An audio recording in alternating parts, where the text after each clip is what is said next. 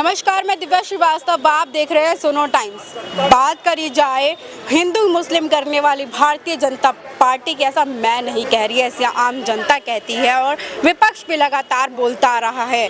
और आज ओम प्रकाश राजभर ने जो बयान दिया है, इसके बाद तो विवाद बढ़ता ही चला जा रहा है। ओम प्रकाश राजभर ने कहा कि मुसलमानों, घर से बाहर निकलो, शिवलिंग पर जल चढ़ाओ। इस तरीके का विवादित बयान एक मंत्री पर शोभा देता है, क्योंकि हिंदुस्तान सभी समुदाय, सभी धर्म को लेकर के चलने वाला देश है। चलिए आम जनता से बात करते हैं कि उनका क्या कहना है इस पर, इस बयान को लेकर के आपका क्या कहना है? देखिए, ओम प्रकाश राजभर जी ने, चूँकि उत्तर प्रदेश सरकार का एक चर्चित मंत्री भी हैं, ओम प्रकाश राजभर जी एक पार्टी के अध्यक्ष भी हैं। तीसरी बात ये कि इनको ये लगा कि मुसलमानों को भी शिव का आराधना करना चाहिए, जलाभिषेक करना चाहिए। बहुत अच्छी राय है इनकी। इस नेक राय के लिए, चूंकि ये अगर कोई राय दे रहे होंगे तो बड़े नेता हैं, इनकी राय के पीछे भी इनकी मंशा होगी। ये राय जो अपनी राय दी है उसमें मुसलमानों का मार्गदर्शन करने का प्रयास किया है, तो भाई इसके लिए भी उनको बधाई मिलनी चाहिए। लेकिन सवाल तब उठता है कि बड़ा विलंब करके ओम प्रकाश जी के दिल में मुसलमानों के प्रति जो वेदना जगी है, ये कई दृष्टिकोण से, कई पहलू पर मुझे संदेह के घेरे में ला करके खड़ा कर देती है कि आखिर रातों रात ओम प्रकाश जी के दिल में ये कौन सी ऐसी तड़पन आ गई, किसने इनका मार्गदर्शन कर दिया, किसने इनको बता दिया कि हिंदुस्तान में मुसलमानों को भी जलाभिषेक करना चाहिए। रह गया सवाल कि हिंदुस्तान है, यहाँ किसी भी धर्म पर, किसी भी समुदाय को एकाधिकार नहीं दिया गया है। अगर एक मुसलमान चाहता है कि मैं शंकर का जलाभिषेक करूं तो उसे संवैधानिक अधिकार है, वो जलाभिषेक कर सकता है। एक सिख चाहता है कि मैं शंकर का अगर जलाभिषेक करूं तो वो भी कर सकता है।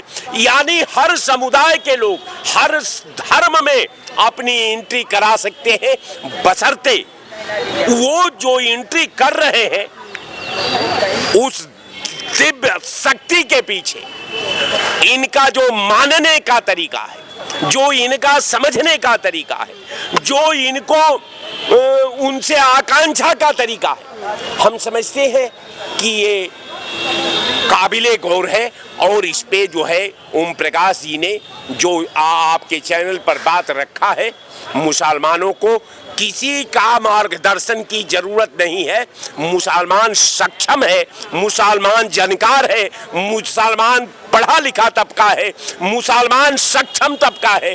तो मुसलमानों का अगर कोई मार्गदर्शन करता है या कहता है कि आपको इस धर्म में जाना चाहिए, तो वैसे प्रखंड विद्वान के ज्ञान पर भी मुझे तरस आती है कि हमको ये बताना पड़े कि भाई सिखों को राम का पूजा करना चाहिए या राम का अनुयायी बनना चाहिए।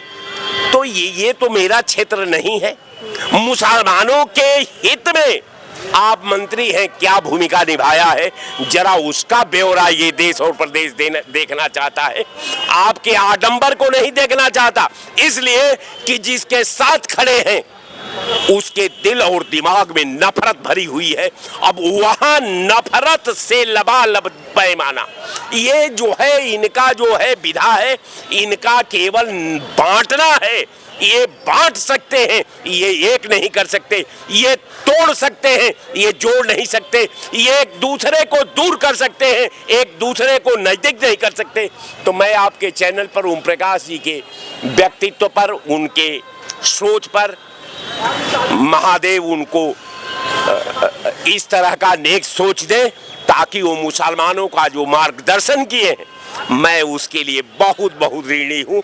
और ऐसा नेक उनके दिलों और दिमाग में, उनके मन स्थिति में ऐसा नेक सोच पैदा हो कि वो मुसलमानों के प्रति इतना सोचे, उनका मार्गदर्शन करें, उनको सही दिशा दें। जय हिंद। ठीक है। अच्छा, बजट को लेकर के बात करी जाए तो विपक्ष लगातार बजट को लेकर के कह रहा है कि कुर्सी बचाओ बजट है, ऐसा राहुल गांधी ने ट्वीट करके कहा। और लगातार कांग्रेस आरोप लगा रही है बजट को लेकर के कि ये जो बजट है ये आम लोगों के लिए बना ही नहीं। क्या कहेंगे? बिल्कुल, ये बात सही है कि आम लोगों के लिए कोई बजट नहीं बनाया सरकार ने। 7,75,000 तक जिनकी इनकम थी उनको सिर्फ होगी, उनको केवल 1,250 रुपये टैक्स की छूट मिलेगी इनकम टैक्स में। और जिनकी इनकम 7,75,000 से ज़्यादा होगी उनको 2,500 रुपये टैक्स की छूट मिलेगी, 2,500 रुपये की मात्र छूट मिलेगी। तो ये बजट किसके लिए बनाएगा, मैंने नहीं समझ पाया। हम बात करते हैं कि प्रधानमंत्री ने कहा, निर्मला सीतारमण जी ने कहा कि जो है 1.45 हज़ार करोड़ रुपए का हमने बजट दिया है, कौशल विकास के लोगों के लिए दिया है, जो कुशल कारीगर होंगे उनको। हम उनका अनुमान लगाते हैं, अगर लोन लेते हैं तो 58,000 रुपये अगर डिवाइड करते हैं तो एक व्यक्ति पर 58,000 रुपये आता है। और 58,000 रुपीज़ में कोई आदमी एक ठेला भी नहीं बना सकता, व्यापार क्या करेगा। दूसरी बात, जो प्रधानमंत्री कौशल विकास योजना 2016 से चलाया जा रहा है, उसमें मेरी बेटी 2016 में बेडसाइड नर्सिंग किया था, उसने आज तक सर्टिफिकेट नहीं मिली। किस विद्यालय से मिलेगी, किस यूनिवर्सिटी जो सर्टिफिकेट देगा, इसका कोई लेखा जोखा नहीं है। और जो लोग प्रधानमंत्री कौशल विकास योजना के अंतर्गत कार्य सीखे हैं उनको कहाँ पर दिया गया है? आप मेडिकल क्षेत्र के करने वाले के मेडिकल क्षेत्र में उनको नौकरी दी गई है या जिस विभाग में दी गई हो हमें बता दिया जाए। तो ऐसा एक भी आदमी अगर मिल जाए तो। मैं दूसरी बात कहना चाहता हूँ, एमएसएमई पर उन्होंने कहा है कि हमने जो है बजट बढ़ा दिया है। एमएसएमई पर अगर बजट बढ़ा दिया है तो पहले बात आप ये समझ लें कि कोई और वो अनसिक्योर्ड लोन होगा। अनसिक्योर्ड लोन नीरव मोदी जैसे लोग कंपनी बनाएंगे एमएसएमई के, और वो पैसा लेकर के भाग जाएंगे, सरकार किससे वसूलेगी? वो पैसा किसका होगा? वो छोटे छोटे बचत करने वाले गरीबों को, मजदूरों का होगा जो बैंक में जमा करते हैं, उसका खामियाजा उन्हें भुगतना पड़ेगा। तो अनसिक्योर्ड लोन तो दिया ही नहीं जाना चाहिए किसी को, तो इसको वापस लिया जाना चाहिए। अच्छा, बजट को लेकर के जैसे ये बताया जा रहा है कि सोना चांदी जो है वो सस्ता हो गया है, लेकिन इसके अंतर्गत महंगाई की, किचन की बात करी जाए तो उसमें कुछ भी सस्ता नहीं हुआ है। अब आपको मैं बता रहा हूँ ना, आप जैसे कि इन्होंने कहा कि कस्टम ड्यूटी हमने हटा ली सोने से। जब कस्टम ड्यूटी हटा ली, सोना 5,000 रुपये सस्ता हो गया। अब आप देखेंगे सोना एक ऐसा चीज़ है जिसका रजिस्ट्रेशन कराना जरूरी नहीं, कहीं उसको लिखत पढ़त में लाना जरूरी नहीं है। तो जब 5,000 रुपये सस्ता होगा सोना तो कौन खरीदेगा? जो भ्रष्टाचारी लोग हैं, जो अवैध ढंग से धन कमाए हुए हैं, नंबर 2 में खरीद करके अपने घर में स्टॉक करेंगे तो सोने की कीमत बढ़ेगी। सोने की कीमत बढ़ेगी तो गरीब की पहुंच से दूर होगी। मैं रात में जब सोता हूं तो ईश्वर से पूछता हूं कि ईश्वर मुझे ये बता कि कैसे लोगों का पेट भर रहा है, लोगों का घर खर्च कैसे चल रहा है। लोगों के पास काम धंधे नहीं हैं, तो पहले वो पेट के लिए अपने व्यवस्था करेगा, अपने बच्चों के भूख के लिए व्यवस्था करेगा, या पहले सोना खरीदने जाएगा। सोना की कीमत बढ़ने का कारण जो है वो कस्टम ड्यूटी तो थी ही थी, लेकिन उससे ज़्यादा ड्यूटी है कि खरीदार बाजार में नहीं है। चूंकि दुकानदार पैसा लगा करके मोटा लगाया होता है उसमें, तो जब उसका सामान नहीं बिकता, खरीदार कम होंगे तो निश्चित तौर पर सारा प्रॉफिट वहीं से वो लेगा। तो इस समय लिए कीमत बढ़ेगी। तो कुछ ऐसी व्यवस्था की जानी चाहिए, परचेजिंग पावर लोगों को बढ़े, आय का स्रोत बढ़े, तो सोना अपने आप सस्ता हो जाएगा। आपको कस्टम ड्यूटी खत्म करने की जरूरत नहीं पड़ेगी। कस्टम ड्यूटी जो खत्म करना था वो क्रूड ऑयल पर खत्म करना था, जो जीएसटी खत्म करनी थी क्रूड ऑयल पर करना था, जो वैट खत्म करना था उस पर क्या करना था। अगर क्रूड ऑयल पर कम कर दिया जाता, टैक्स हमारा वैट कम कर दिया जाता तेलों पर, कच्चा तेल पर या उसके पेट्रोलियम पर, तो निश्चित तौर पर हमारी लागत कम हो जाएगी, ट्रांसपोर्टेशन कम हो जाएगी, तो हमारी कीमत अपने आप डाउन हो जाएगी और महंगाई से हम छुटकारा पा सकते हैं। ऐसा मोदी जी ने नहीं किया। मोदी जी से लेकर के विपक्ष के तमाम नेताओं, राहुल गांधी को छोड़ करके सारे विपक्ष के नेता, यहाँ तक कि हमारे धर्माचार्य वो धीरेन्द्र शास्त्री जैसे लोग भी, रामदेव जी जैसे लोग भी अनंत अंबानी की शादी में जाते हैं। अनंत अंबानी भारत के जनता के पैसे का 4000 करोड़ रुपए खर्च करते हैं। 150 करोड़ रुपए का उनकी शेरवानी बनती है। अब आप सोच लीजिए हमारे देश की जनसंख्या 125 करोड़ ही है और 4000 करोड़ खर्च करते हैं, तो पैसा फालतू खर्च हुआ। मोदी जैसे लोगों को नहीं जाना चाहिए था वहाँ पर। उनको कहना चाहिए था सरकार जो बकाया है बैंकों का, आप उसे पेमेंट कर दीजिए, आप देश के विकास में इसको आप दे दीजिए। ये होता है, वहाँ जाके दावत खाने का नहीं होता। तो मैं कहना चाहूँगा कि जो विपक्षी लोग हैं और भी लोग हैं खाते हैं, हमारे राशन का डंप कर रहे हैं जाकर के लोग, उन्हीं की एबीपी न्यूज़ ने धीरेन्द्र शास्त्री को धीरेन्द्र शास्त्री बना दिया, बागेश्वर धाम बना दिया। आज भी उनके पीछे जी न्यूज़ और एबीपी न्यूज़ है, इसलिए वो उनके यहाँ खाना जाते हैं, गरीबों को ठगते हैं। गरीब उनके यहाँ जा करके 21 रुपए का नारियल चढ़ाता है। एक दिन में 1 लाख नारियल बिकते हैं, 21 रुपए से गुणा कर लीजिए तो कितने हो गए? 200 करोड़ रुपए पर डे का खर्च उनका प्रॉफिट होता है। 2 करोड़ रुपए पर डे का प्रॉफिट होता है धीरेन्द्र शास्त्री का, और फिर नारियल वहीं जाके बिक जाता है।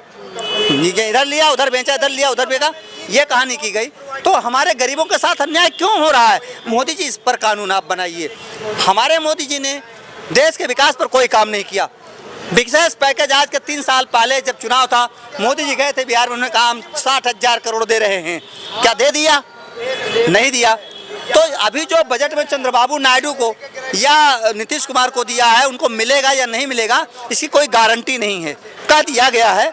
बाकी वो लूली लंगड़ी सरकार अपनी बैसाखी को मजबूत करने के लिए ये झूठे मूठे लालच दिए हैं। जनता का कोई फायदा नहीं हुआ है और ना होने वाला इस सरकार से। ठीक है, तो तमाम जो देश के 2 अहम मुद्दे हैं उन पर हमने बात करी, और आपको बता दें कि अहम मुद्दा ओम प्रकाश राजभर को लेकर के था और बजट को लेकर के था। दोनों आपने सुन लिया। बताइएगा जरूर कमेंट सेक्शन में आपके क्या अहम मुद्दे बताएंगे आपको। बने रहिए सोनो टाइम्स के साथ। कैमरामैन ऋषभ के साथ मैं दिव्या श्रीवास्तव। धन्यवाद।